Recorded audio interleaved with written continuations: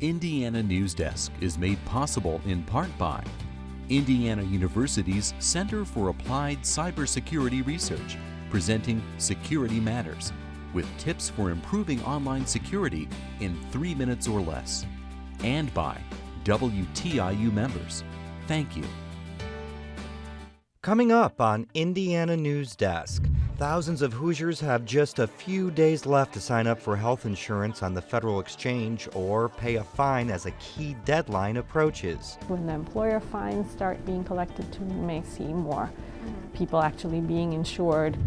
Could water hundreds of feet underground in coal mines be the answer to dwindling water resources? Water is becoming increasingly a problem. So, those areas with adequate water resources are going to be at an economic advantage. Ahead on Indiana Newsdesk, how this water could be used and why so far it's been left virtually untapped. And Indiana is the first state to pull out of the Common Core academic standards. In our StateImpact segment, we break down the new standards education officials are considering. Those stories and a look at this week's headlines right now on Indiana Newsdesk.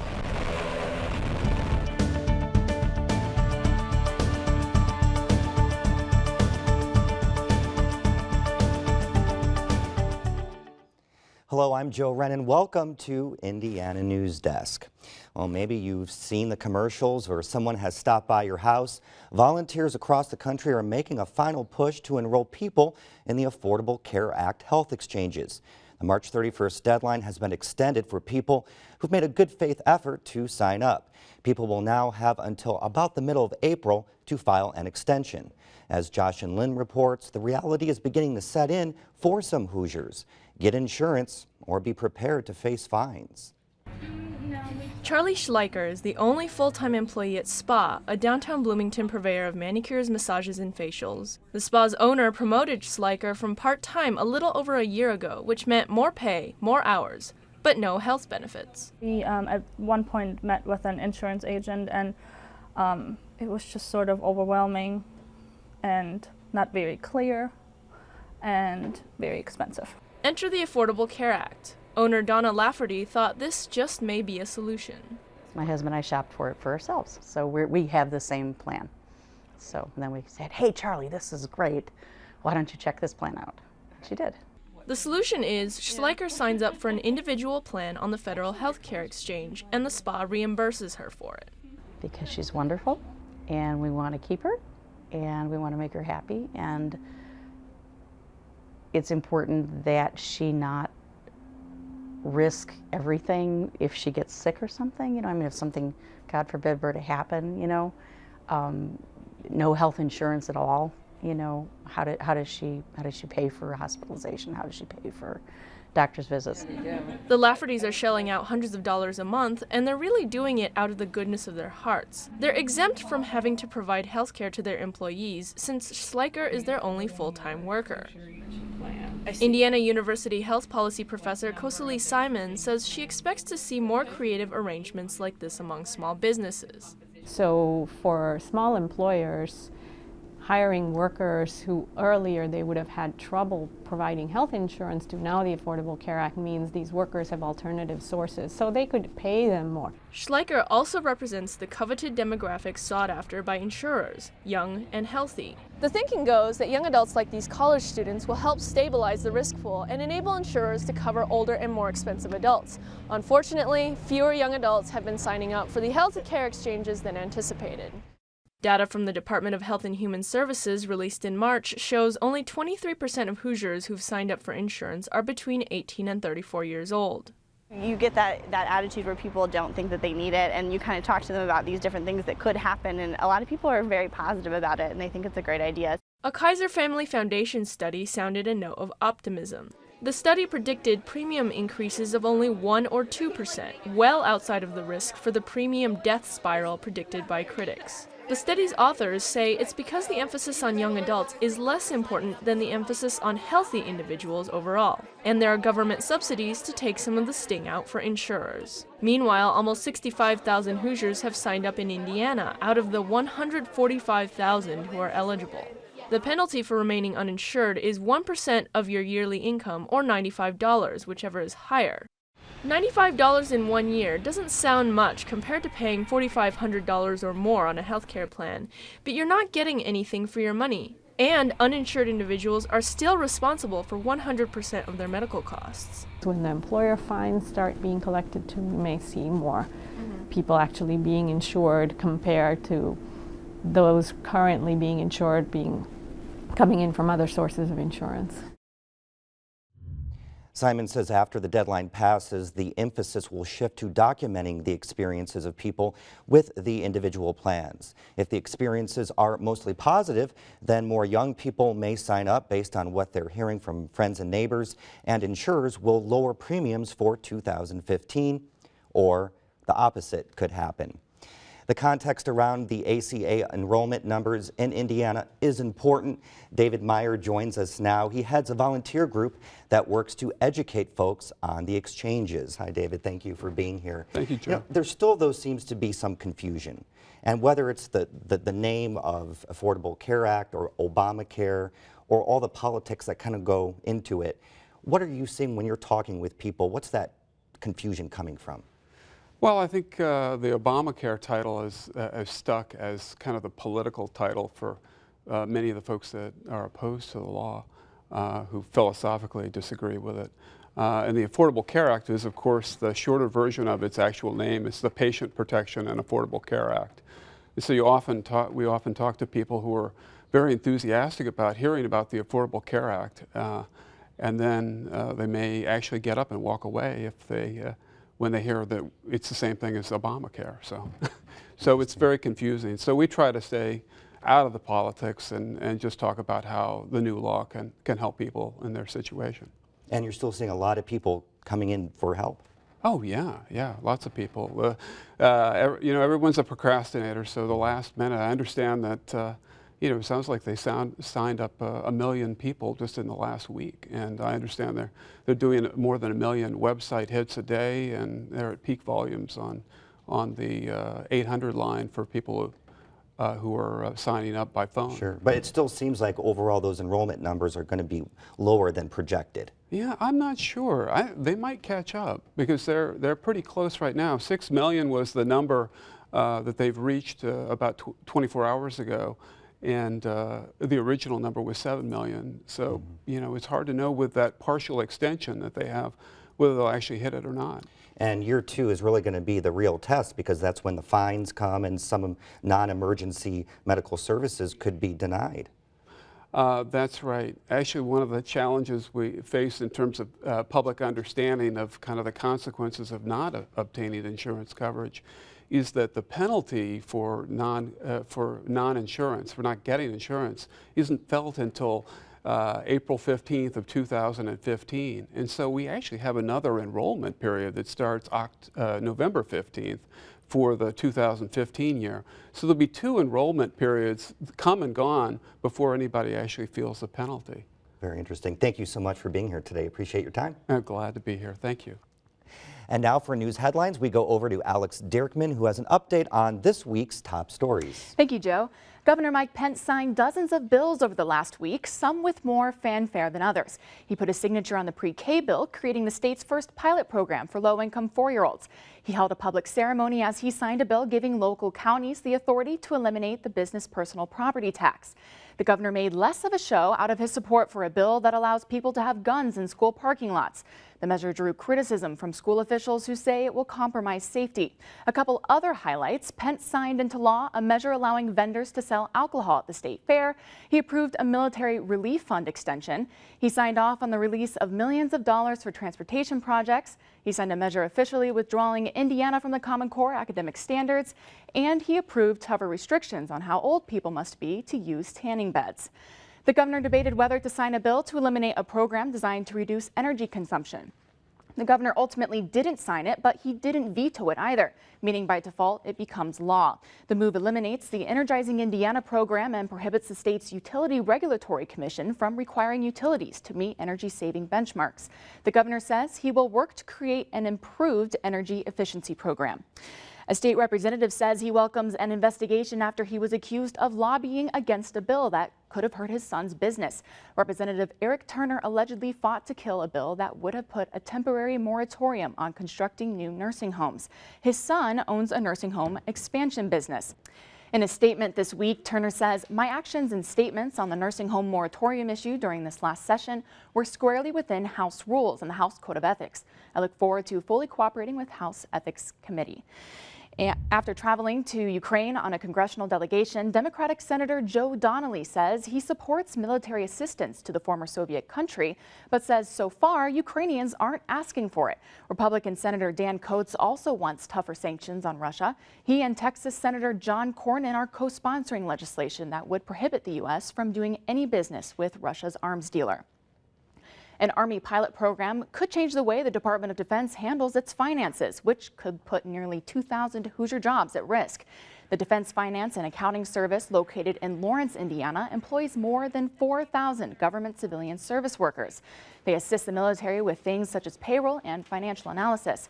But several weeks ago, rumors began circulating that the Army may be working on a plan to handle its finances internally, potentially reducing or eliminating the need for about half the employees in the Lawrence offices. In response, the Indiana congressional delegation sent a letter to Undersecretary of Defense Robert Hale asking for details about the Army program, which is set to begin next month. Columbus-based engine manufacturer Cummins is locating its distribution headquarters in downtown Indianapolis. The company says the new headquarters will create 250 jobs. The facility will go just south of a new 28-story mixed-use complex that is also being built on the former Market Square Arena site. The project will cost about $30 million, and construction is slated to begin later this year. GE Aviation will break ground on a $100 million jet engine assembly facility in Lafayette sometime this year. President and CEO David Joyce says Lafayette was chosen following a very competitive selection process. The Indiana Economic Development Corporation is offering more than $3 million in conditional tax credits and training grants based on the company's plans to create 200 jobs at the plant. The facility will produce the new LEAP engine, which is in the testing phase, but already has more than 6,000 orders from airlines worldwide. A sluggish housing market in Indiana is holding back the state's economy this year, according to the most recent economic index from the Indiana Business Research Center. The leading index that predicts the state's future economic climate rose slightly in March. Economists said last month a harsh winter was dragging down car and home sales. A virus spreading to the nation's hogs is cutting into production for farmers in Indiana. Porcine epidemic diarrhea, or PED, has been found in 43 counties in the state, according to the Indiana State Board of Public Health. PED is not typically lethal in older swine, but is deadly for piglets. Veterinarians say the disease's spread could soon be slowed with rising temperatures. The smoking rate in Indiana is dropping, but it's declining more slowly in rural areas. That's according to a report University of Washington researchers released this week. For example, Hamilton County has the smallest percent of its population in poverty in the state, and its smoking rate has dropped 2.2% annually since 1996. But Delaware County, with relatively high poverty rates, has changed only 0.7% annually. Researchers say the data provided in the study is needed to better develop strategies to reduce smoking rates on a local level. Indianapolis Colts owner Jim Irsay's court hearing has been postponed. Irsay was arrested earlier this month on 4 counts of possession of a controlled substance and for operating a vehicle while intoxicated. The arrest report released this week sheds light on what happened the night police arrested Irsay. According to the report, Irsay was disoriented and he struggled to stand during multiple field sobriety tests. Police officers also found more than $29,000 in Irsay's car. Irsay's lawyers say they requested the court hearing to be rescheduled because Irsay is receiving treatment in an out-of-state facility. Your next grocery trip will likely cost you more. The price of many staple items, including milk, beef, and pork, are all increasing. Economists blame California's drought and the improving economy. The price increases are really significant. Beef is up more than 5.5%. Milk is up almost 3%. And Joe, if you eat out, you'll also notice that restaurant prices are going up around 2%. Just gonna have to cut out more of those coupons when we go grocery shopping. Those will be helpful. All right, thanks, Alex. Coming up next on Indiana Newsdesk. Indiana researchers find more than 100 billion gallons of water sitting in Indiana's underground mines. How that water could be used. Indiana becomes the first state to back out of the national academic standards known as the Common Core. Our State Impact education team tells us how that impacts what students learn in the classroom. Those stories and more right here on Indiana Newsdesk.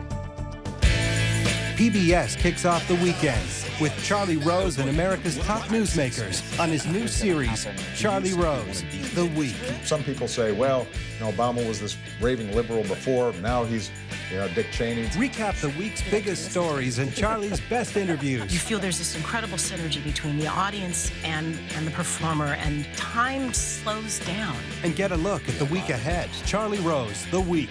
Check local listings. Frontline provides me with information that makes me think. First I shout at the television. You gotta be kidding! You won't see this anywhere else. The stories hit close to home. Truth is a very valuable commodity. They're uncompromising. I want to do something. I want to take action. It changed the way I actually live my life. It lets me make up my mind. I trust it. When I watch Frontline, it makes me angry and it makes me want to voice it. I want to make a difference. We can make a difference. Frontline. These guys are my heroes.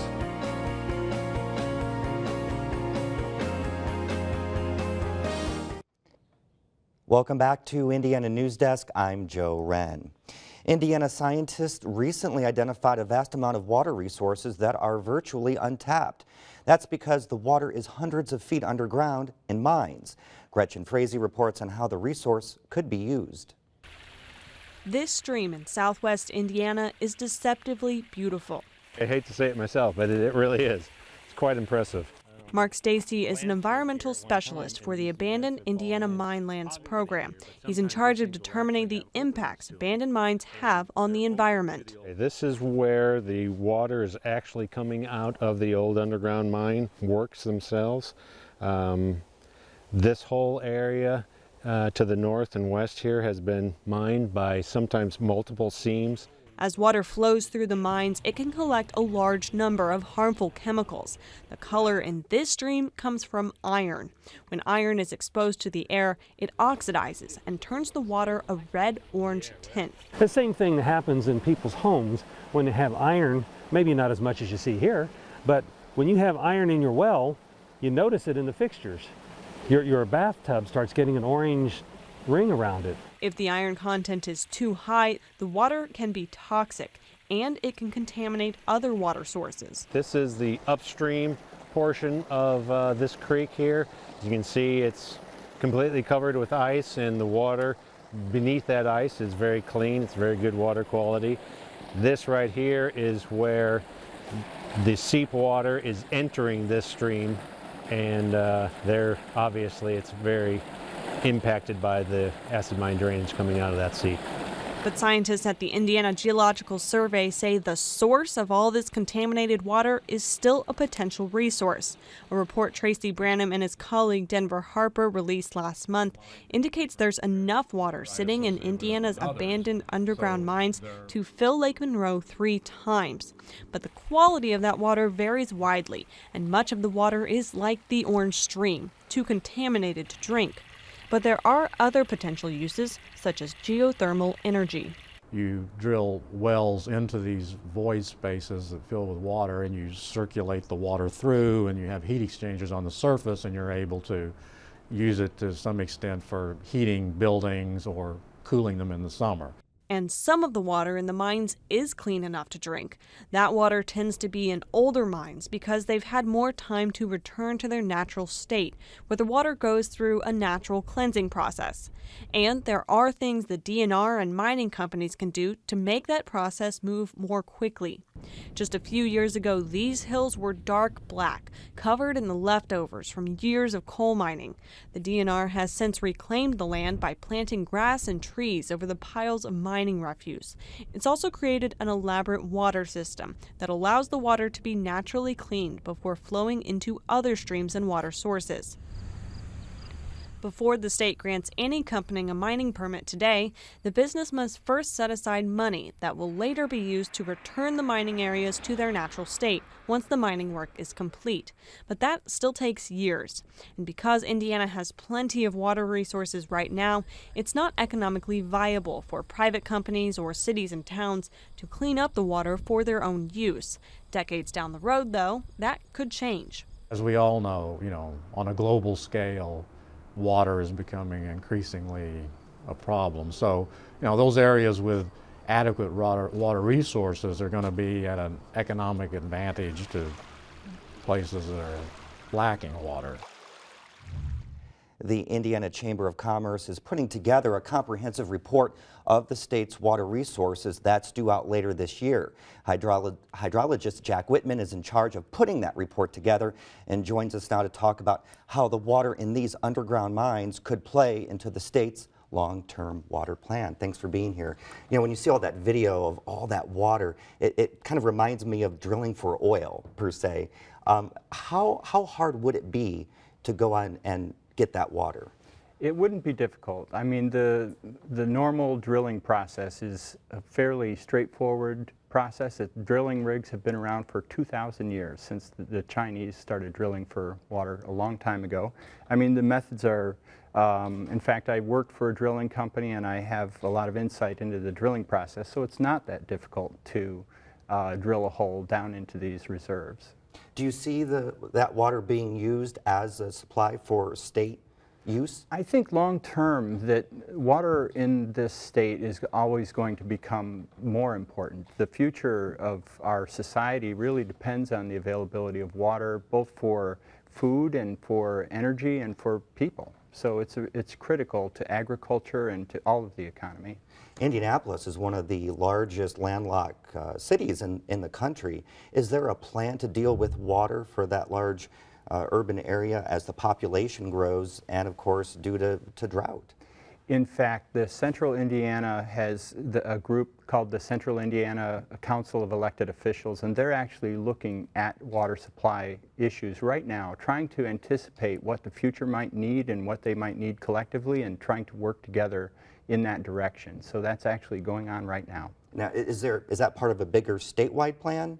No, this is something that the metro area has done kind of independently, and the statewide look is really what I've been commissioned to do as a part of my company Interra, which does water supply planning all over the country. What I'm doing is trying to outline what the state would need to do, what the issues might be, how the different agencies of the state would need to work together to make it work, and what the role of the communities and the actual people who use water, how they should be involved in the planning process. Speaking of expansion, I-69 is slowly making its way through the state, which may bring more development, but you still need water. Absolutely, and interestingly, 69 is in, let's say, the area of the state that is most drought vulnerable, I should say, because in southern Indiana we need to have surface waters in order to have water supplies. That's what it took for Lake Monroe. That's why it exists. So it's really important to think about the kind of connected infrastructure pieces that have to fit together, and water supply is one of those, yes. Thank you very much for being here. Very interesting. You. Indiana schools will not use the same academic standards as 44 other states and the District of Columbia. Governor Mike Pence this week signed legislation withdrawing Indiana from the Common Core. StateImpact's Ellie Moxley has spent months covering the standards. Ellie, it seems like there are a lot of uncertainties about what kids are going to be learning this upcoming year. Sure, Indiana's exit comes as no surprise to the people who've been following the issue here. But now all eyes will be on Indiana as state education officials write new academic standards for schools. Usually academic standards don't get much attention. They're regularly reviewed and adopted by state education officials with little fanfare. But some parents questioned the decision to use the nationally crafted standards when they began seeing changes in their kids' classrooms. They argued Indiana had good standards to begin with and would be better off writing its own expectations for students. Conservative lawmakers agreed. So last year, Indiana paused implementation of the standards. Alaska, Minnesota, Nebraska, Texas, and Virginia aren't using the Common Core. I spoke to Derek Redelman with the Indiana Chamber of Commerce. He says there have been Common Core challenges elsewhere, but the majority haven't advanced. Even states that have not officially adopted Common Core have adopted standards that look so much like Common Core that their teachers are now using textbooks and curriculum that were developed for Common Core. Redelman says it's likely Indiana's next academic standards will look a lot like the ones they replace. Early drafts of proposed standards draw heavily from the Common Core. For his part, Governor Pence says he cares less about where the standards come from and more about how they prepare kids for jobs or higher education. And Joe, the state board is scheduled to vote next month on new standards. Ella, you've been covering this a lot. Many stories online on the website, StateImpactIndiana.org. Thanks so much. Thank you. The last remaining historic train depot in Kokomo is being rehabilitated. The city purchased the dilapidated train station for $45,000, a bargain, Mayor Gray Goodnight says, for what the city envisions that area will become. It's in a strategic location. It's a beautiful building. Hasn't been taken care of like we would have liked, but we're going to refurbish it, at least begin with the city. And consider what the final usage will be, but we just want to make sure it's preserved for the future. Goodnight says he hopes the area will be a hub for the nickel plate trail that will run alongside the depot and be completed by the end of the year. I was there to talk with the mayor. Goodnight. Looks like a great area, a place where we could see farmers markets and just a nice place for people to come and gather. And are they building a parking garage there? Yes, downtown Kokomo, very happy with the progress of their first downtown parking garage. Yeah. That's the end of this program, but our work continues online as we cover the news in Southern Indiana throughout the week at WTIUnews.org. Have a great weekend. Indiana Newsdesk is made possible in part by Indiana University's Center for Applied Cybersecurity Research, presenting Security Matters, with tips for improving online security in 3 minutes or less. And by WTIU members. Thank you.